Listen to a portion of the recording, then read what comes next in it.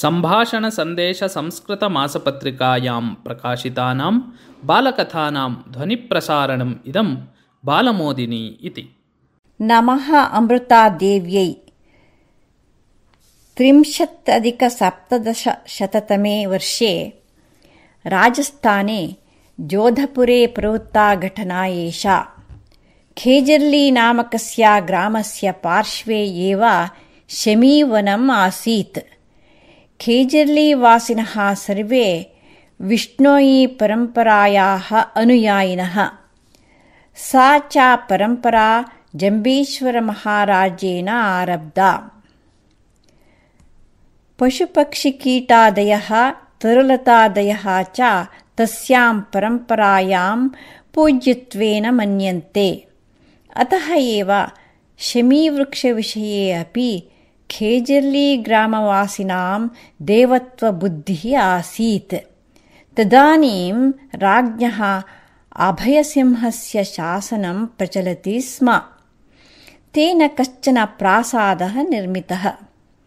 प्रासादलेपनाय अपेक्षितायाः सुधायाः दाहाय काष्ठानि आवश्यकानि इत्यतः कश्चन अधिकारी सैन्यदलेन सह खेजर्ली ग्रामम् आगतवान्। भटाः शमीवृक्षाणां कर्तनम् आरब्धवन्तः। तस्मिन् काले ग्रामस्थाः पुरुषाः सर्वे कृषिक्षेत्राणि गतवन्तः आसन्। अमृतादेवी नामिकया महिलया वृक्षकर्तनशब्दः श्रुतः। अतः वृक्षच्छेदकान् अवरोद्धुं सा स्वयं निर्गता। उभे पुत्र्यौ ताम् अनुसृतवत्यौ। अमृतादेवी वृक्षच्छेदकान् प्रार्थितवती। पवित्राः एते वृक्षाः न कर्तनीयाः इति। किन्तु राजभवनाय सुधां दग्धुं काष्ठानि आवश्यकानि इति वदन्तः भटाः वृक्षच्छेदनम् अनुवर्तितवन्तः। एतस्मात् क्रुद्धा अमृतादेवी मां चित्वा भवन्तः वृक्षान् कर्तयितुम् अर्हन्ति न अन्यथा इति वदन्ती वृक्षम् आलिङ्ग्य तिष्ठत्। निर्दयाः भटाः तस्याः कण्ठं छित्त्वा वृक्षकर्तनम् अनुवर्तितवन्तः। पुत्र्यौ अपि एकैकं वृक्षम् आलिङ्ग्य स्थितवत्यौ। तयोः शिरः अपि शरीरात् पृथग्भूय अधः अपतत्। तावता एतां वार्ता कथमपि ज्ञातवन्तः सर्वे ग्रामजनाः धावन्तः शमीवनं प्राप्तवन्तः। अमृतादेव्याः क्रमम् अनुसरन्तः ते सर्वे एकैकं वृक्षम् आलिङ्ग्य अतिष्ठन्।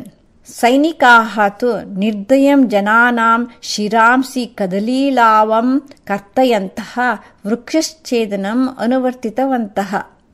अल्पे एव काले 63,300 जनानां बलिः जाता।